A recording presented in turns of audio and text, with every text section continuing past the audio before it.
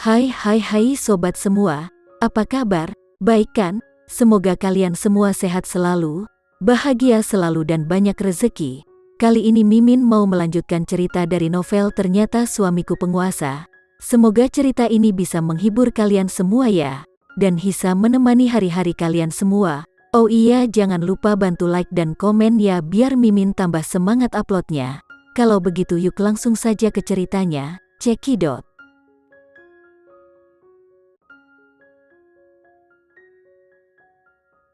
Randy tidak akan pernah menyerah untuk menemukan kebenaran. Sementara itu, Putri mengambil mobil yang diatur Randy, sehingga dia tidak akan bertemu dengan sopir taksi misterius itu dari terakhir kali. Tidak hanya dia memiliki seseorang untuk mengantarnya berkeliling, dia juga memiliki 2 pengawal tinggi yang mengikuti di belakangnya. Dia merasa bahwa dia sekarang sangat mirip dengan wanita kaya. Putri telah menyimpulkan bahwa Septian pasti telah diserang dari kedua sisi. Dia sangat membutuhkan pasangan untuk membantunya keluar dari situasi ini, jadi dia adalah kandidat terbaiknya. Karena Septian cukup sabar untuk tinggal bersama Putri selama 3 tahun hanya untuk dapat menggunakannya, dia secara alami tidak akan berpaling padanya begitu cepat. Septian sepertinya belum meninggalkan rumah sejak Putri pergi. Dia tampak sangat kuyu dan tua, dan rambutnya memutih. Ketika dia membuka pintu dan melihat Putri, Septian sangat bersemangat hingga menangis. Dia menangis dan menyeka air matanya. "Sayang, sekarang kamu kembali. Aku lega." Putri harus mengakui bahwa kemampuan akting Septian memang hebat. Jika dia mengubah karirnya menjadi aktor, tidak ada yang berani bersaing dengannya untuk penghargaan aktor terbaik. Putri memasang wajah datar dan menunggunya berhenti menangis. Mari kita lihat berapa lama dia bisa menangis. Dia berpikir dengan kejam. Setelah waktu yang lama, Septian berhenti menangis setelah dia menyadari Putri tidak mengatakan apa-apa dan menatapnya dengan dingin. Dia menyeka air matanya dan berkata, "Sayang, kamu meninggalkan rumah untuk waktu yang lama dan meninggalkanku sendirian di rumah. Apakah kamu akan meninggalkanku lagi?" "Septian, itu sudah cukup. Berhenti berakting." Hati Putri berdarah setiap kali dia berpikir bahwa dia telah menyebut pria tercela yang membunuh ibunya ini sebagai ayahnya sendiri. "Putri, Septian, berhenti berpura-pura," kata Putri dingin. "Aku ingat semuanya dari masa laluku. Kamu tidak akan bisa mengancam Randy denganku lagi." "Mustahil." Septian menggelengkan kepalanya dan berkata dengan kaget, "Dengan begitu banyak orang yang diberi suntikan itu, tidak ada satupun dari mereka yang berhasil mendapatkan kembali ingatan mereka, terutama setelah 3 tahun. Bagaimana mungkin?" Septian tidak ingin mempercayai fakta bahwa Putri telah memulihkan ingatannya, tetapi dia harus melakukannya. Jika dia tidak mendapatkan kembali ingatannya sebelumnya dan masih memiliki sedikit keraguan di hatinya, dia tidak akan begitu acuh tak acuh padanya. Pada saat ini, Septian sangat mengerti bahwa Putri, pionnya, tidak lagi berguna baginya. Dia menghabiskan 3 tahun berpura-pura menjadi ayah yang baik, menjaga pola makan dan kondisi hidupnya, dan mengurus segala sesuatu tentang dirinya. Apa tujuannya? Dia hanya ingin Putri mengingat betapa baiknya dia, agar dia percaya bahwa dia adalah satu-satunya kerabatnya, dan untuk mengikuti setiap perintahnya. Dalam 3 tahun terakhir, Putri Bramasta menunjukkan bahwa dia juga seorang putri yang patuh dan baik. Dia melakukan apapun yang dia katakan dan hampir tidak pernah berbicara kembali. Obat itu juga telah terbukti tidak memungkinkan ingatan apapun dipulihkan. Terutama setelah 3 tahun, pasien yang terkena tidak akan pernah mendapatkan kembali ingatan mereka. Karena itulah Septian berani membawa Putri kembali ke Jakarta dan menciptakan kesempatan baginya untuk bertemu Randy. Dia pikir dia memiliki segalanya di bawah kendali. Di luar dugaan, dalam waktu sesingkat itu, Putri tidak hanya menyadari bahwa dia telah diberi obat-obatan ini, dia bahkan mendapatkan kembali semua ingatannya. Apakah karena suntikannya tidak sekuat yang mereka katakan? Atau apakah dia meremehkan cinta Putri untuk Randy? Dengan satu atau lain cara, itu tidak penting lagi. Rencananya telah gagal. Pion yang telah dia pelihara dengan hati-hati selama 3 tahun terakhir telah hilang. Dia berpikir bahwa dia dengan kuat mengendalikannya, tetapi dia sekarang menyadari bahwa dia tidak pernah menangkapnya. Kekecewaan Septian tak terlukiskan. Dia tidak bisa lagi menggunakan Putri untuk mengancam Randy. Anak buah Tuan Tua Sanjaya memberinya lebih banyak dan lebih banyak tekanan juga.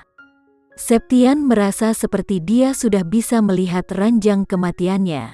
Dia duduk kembali di kursi tanpa daya, tampak sedikit linglung. Dia telah bekerja sangat keras selama bertahun-tahun, berusaha memulihkan reputasi dan kemakmuran keluarga Bramasta sebelumnya. Apakah itu benar-benar akan gagal seperti ini? Ketidakadilan seperti itu, dia tidak mau menyerah. Dia telah bekerja sangat keras dan mencoba yang terbaik untuk memikirkan cara apapun. Tepat ketika dia akan menggunakan Randy untuk mencapai tujuannya, pion terpentingnya telah berbalik melawannya. Iya, itu karena pionnya telah berubah melawannya. Jika bukan karena perubahan ini, dia tidak akan jatuh ke dalam situasi seperti itu. Memikirkannya, Septian berpikir bahwa dia berada dalam situasi ini semua karena Putri. Septian merawatnya selama bertahun-tahun, tetapi Putri tidak melakukan apapun untuknya sebagai imbalan. Semakin Septian memikirkannya, semakin marah dia. Dia tidak ingin apa-apa selain menelan Putri hidup-hidup. Sepertinya itulah satu-satunya cara dia bisa menghilangkan kebencian di hatinya. Septian menatap Putri lagi dengan tatapan galak. Dia berdiri tiba-tiba dan bergegas ke arah Putri dengan marah, mencoba meraihnya dan mencabik-cabiknya.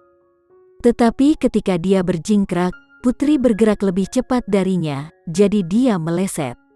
Menyadari dia telah meleset, Septian menjadi marah. Dia tidak sabar untuk menangkap Putri dan bunuhnya.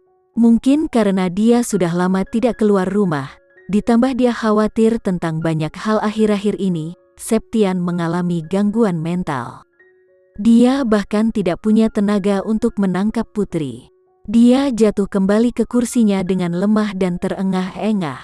Belakangan ini, Putri berlatih bela diri bersama Randy setiap hari. Fisiknya telah meningkat pesat, dan kekuatan fisiknya secara alami menjadi lebih kuat. Meskipun Septian bergegas ke arahnya dan mengejarnya, dia bahkan tidak terengah-engah. Melihat Septian duduk kembali di kursi dan tidak berjuang lagi, Putri menarik napas dalam-dalam dan berdeham, "Septian, tentunya kamu ingin hidup dan memulihkan reputasi dan status keluarga Bramasta. Sekarang kamu diserang dari kedua sisi, pilihan apa yang kamu punya selain bekerja sama denganku?" Mendengar kata-kata Putri, Septian yang gila kembali sedikit sadar. Dia bertanya, "Kamu ingin bekerja sama denganku?" Putri mengangguk dan berkata, "Kamu harus tahu situasimu saat ini. Seseorang ingin kamu pergi, dan satu-satunya hal yang membuatmu tetap hidup sekarang adalah rahasia itu. Kamu juga sangat tahu jelas bahwa selama Randy pergi untuk menyelidiki ini, dia akan segera mengetahui rahasianya. Kalau begitu, itu akan sama untukmu." Septian bertanya, "Bagaimana kamu ingin membantuku?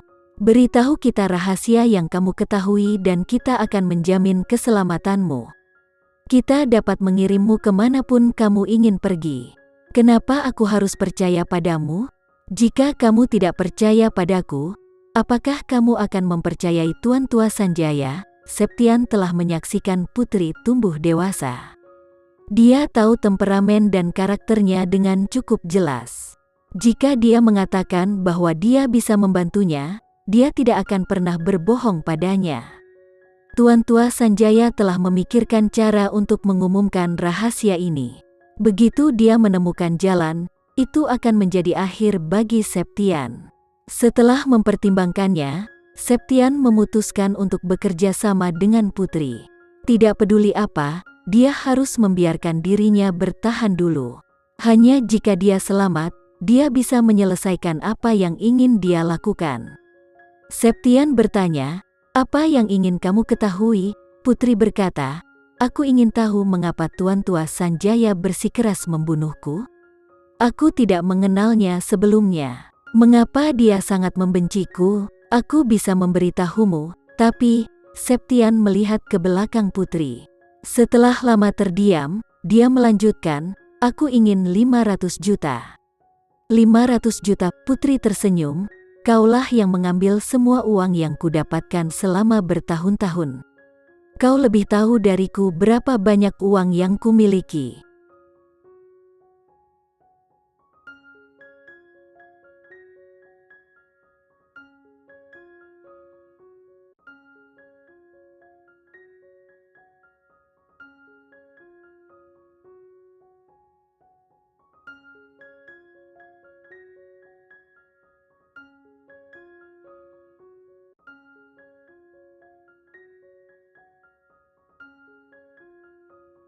Sekian dulu ya cerita kali ini, kita lanjutkan lagi ceritanya di lain waktu. Oh iya, bagaimana menurut kalian? Semoga bisa sedikit menghibur kalian semua.